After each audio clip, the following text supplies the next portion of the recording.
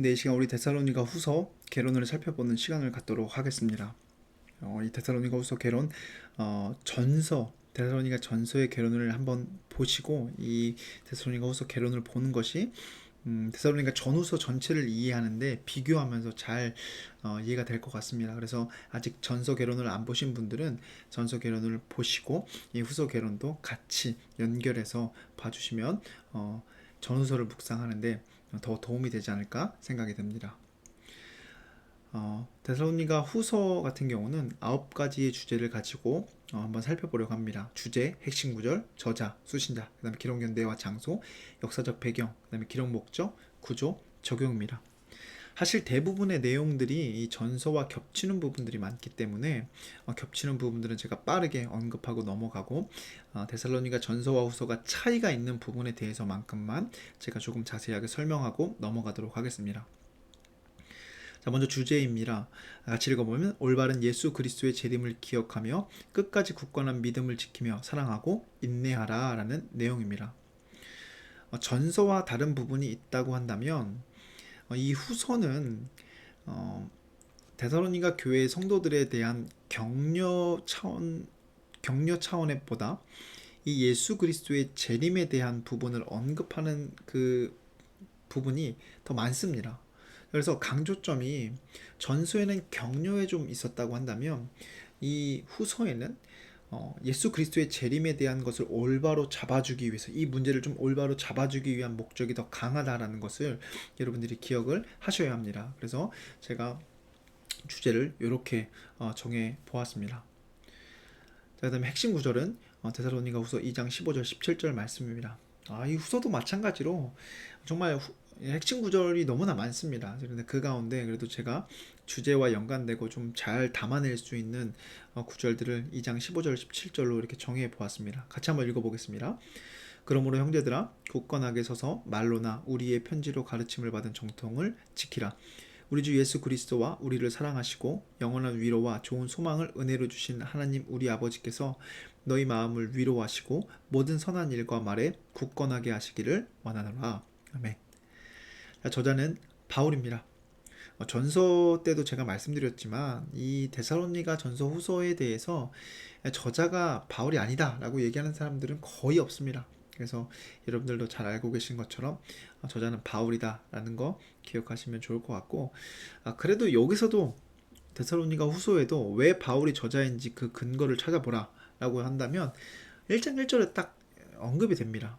바울과 실로아노와 디모데는 하나님 우리 아버지와 주 예수 그리스도 안에 있는 데살로니가인의 교회에 편지하노니. 그래서 저자에 대해서 이렇게 얘기해주고 있기 때문에 이거에 대해서 우리가 더 이상 이렇게 살펴보거나 할 필요는 없을 것 같습니다.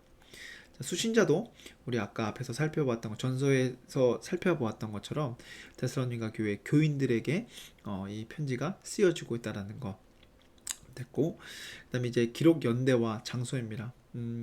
사실 이 부분은 제가 전서와 똑같은 내용을 가지고 왔습니다. 그래서 끝부분에만 조금 이제 다른 내용이 추가될 것 같은데, 다시 한번 이게 좀 말씀을 드리면 두 가지 사건을 가지고 우리가 살펴보아야 합니다. 바울의 2차 전도 여행과 그 다음에 델피의 비문입니다.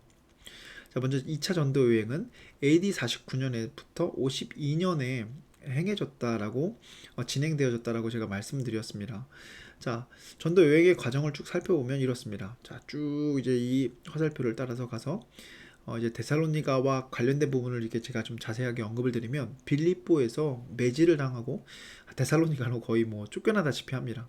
데살로니가에서 복음을 열심히 전하지만 그곳에서도 짧게 보면 한 달, 길게 보면 6개월 정도의 사역을 했지만 결국에 한밤중에 떠나게 됩니다. 쫓겨나게 되는 것이 같습니다. 거의 떠나게 되는 것보다는 한밤중에 거의 쫓겨나다시피 베리아로 쫓겨나고 그 다음에 아덴으로 갑니다. 이 아덴에 이르렀을 때 학자들마다 좀 차이는 있겠지만 데살로니가에 대한 소식이 너무나 궁금한 나머지 바울은 디모데를 파송합니다. 자, 그리고 자신은 어디로 가냐면 고린도로 가서 이제 열심히 사역을 이어 나아갑니다. 자, 그 사역을 이어 나가고 있을 때에 디모데가 합류해서 이 데살로니가 지역에 대한 그리고 그곳에 있던 성도들에 대한 소식을 전해줍니다. 그리고 그 소식을 듣고 바울은 편지를 써서 보냅니다. 그 편지가 바로 데살로니가 전서 후서라는 거 여러분들 이렇게 정리를 해주시면 좋을 것 같고, 자, 그 다음에 이제 이 기록 연대를 추측해 보기 위해서 이 델피의 비문이 조금 중요한 자료로 작용을 하는데, 이 델피의 비문을 보면 여기 이제 갈리오라고 쓰여져 있으면서 AD 52년에 기록된 이 델피의 비문을 통해서 우리가 이 시기의 총독이 AD 51년부터 52년, 이 총독의 임기가 1년이기 때문에 이제 52년에 기록됐다는 것은 51년부터 2년 이 시기에 갈리오가 총독으로 있었다라는 사실을 알려주는 증거입니다. 자, 그래서 고린도에서 데살로니가 전후서가 기록되었다라는 것이 확실한데, 자, 그것에 대해서 델피의 비문과 연결시켜서 조금 더 기록 연대를 자세하게 살펴보면 AD 51년부터 52년에 갈리오의 재임 시기였기 때문에 이때 바울은 사도행전 18장의 말씀을 보면 고린도에 있었다는 것을 확인해 볼 수가 있습니다. 자, 왜 이게 갈리오하고 연결이 되냐면 바울이 법정에 서게 되는데 그 법정에 누가 있냐면 갈리오가 있습니다. 자, 고린도에서 법정에 쓰는데 그 앞에 갈리오가 있다. 이것은 바울이 고린도에 있었다는 사실뿐만 아니라 그 시기의 총독이 갈리오라는 사실까지도 확인해 주면서 갈리오가 재임했던 시기가 51년부터 52년이니까 요 사이에 바울이 고린도에 있었고 그때 고린도 전후서가 기록되었다는 것을 우리가 확인해 볼 수 있다라고 이렇게 정리를 해보면 될 것 같습니다. 그래서 기록 연대와 장소, 제가 이러한 두 가지 자료들, 제2차 전도 여행과 그 다음에 이 델피의 비밀을 통해서 조금 오차 범위를 산정해서 여러분 여러 학자들의 견해를 좀 반영해서 AD 50년부터 52년에 기록되었고, 여기서 이제 전서와 후서의 차이가 있는데 데살로니가 전서가 기록된 몇 달 후에 데살로니가 후서가 기록되었다라고 많은 학자들은 봅니다. 그래서 전서와 후서가 한 번에 기록된 게 아니라 전서가 보내지고 그리고 기록된 몇 달 후에 후서가 쓰여져서 보내졌다, 이렇게 정리해 주고, 그다음에 이제 장소, 데살로니가 전후서가 기록된 장소는 두 편지 다 고린도에 있을 때 기록되었던 것으로 보여집니다. 자, 이제 여섯 번째 역사적 배경인데, 역사적 배경, 지금 이 보여지는 자료는 이 유럽을 기준으로 했을 때의 동양과 서양을 이렇게 한눈에 볼 수 있는 이렇게 자료입니다. 물론 이 동양과 서양의 전체적인 모습은 아니지만 당시에 중요한 곳이었던 그 곳만을 이렇게 사진으로 제가 캡처한 것입니다. 자, 여기서 우리가 살펴봐야 될 게 바로 에그나티아 가도입니다. 이 에그나티아 가도는 제가 지금 이렇게 진하게 다시 한번 보여드리면 진하게 이렇게 표시를 했는데, 이 길의 역할은 동양과 서양을 잇는 역할입니다. 사진의 오른쪽에가 이제 터키 지역이고 왼쪽이 로마 지역입니다. 당시에 강대국이었던 이 로마와 서양인 로마와 동양인 터키를 이으면서 이곳에 무역로 역할을 했던 중요한 도로가 이 에그나티아 가도입니다. 자, 근데 이때 데살로니가가 어디에 위치했느냐? 자, 지금 노란색으로 표시된 부분 보이십니까? 이곳이 바로 데살로니가입니다. 그러니까 동양과 서양을 연결하는 도로의 한 가운데에, 그리고 그 도로가 이 도시를 관통합니다. 따라서 이곳은 동양과 서양의 문물이 모일 수밖에 없었고 발달할 수밖에 없는 상업적 도시고 또 문화적 도시였습니다. 자, 근데 육상만 이렇게 되냐? 아닙니다.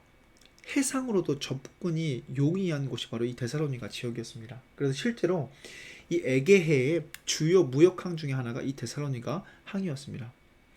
따라서 이 데살로니가 지역은 육상과 해상을 통해 동서양을 연결하는 중요 도시였습니다. 그냥 뭐 데살로니가죠, 바울이 뭐 선교지로 갔다라고 하니까 오늘날 뭐 선교지를 얘기하면 뭐 오지, 뭐 농촌, 어촌, 뭐 이렇게 외지 뭐 이런 데를 생각하실 것 같은데, 이 데살로니가 지역은 그런 곳이 아닙니다.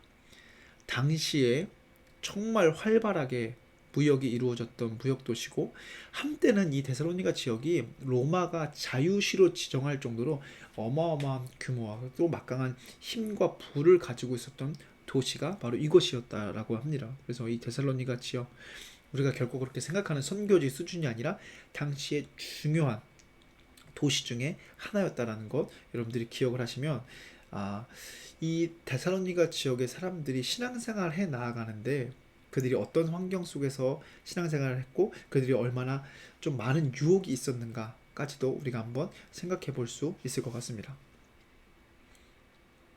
자, 이제 기록 목적입니다. 전서 때와 마찬가지로 두 부분으로 나누어서 살펴보려고 합니다. 자, 먼저는 데살로니가 성도들에 대한 기쁨과 감사 그리고 격려.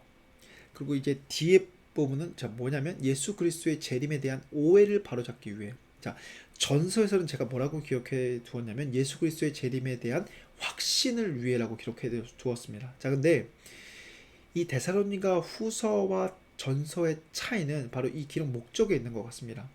전서에는 데살로니가 성도들에 대한 기쁨과 감사 그리고 격려에 대한 부분이 강조되고 있었습니다. 근데 후서는 그게 아니라 이 예수 그리스도의 재림에 대한 문제, 이 재림에 대해서 사람들이 오해하기 시작했고 이 문제를 가지고 막 데살로니가 교회 성도들을 공격하는 사람들이 나타나자 그것에 대한 오해를 바로잡기 위해 이 데살로니가 후서가 기록되었다는 것을 여러분들이 꼭 기억하셔야 됩니다. 그래서 전서와 후서의 차이는 여기에 있다.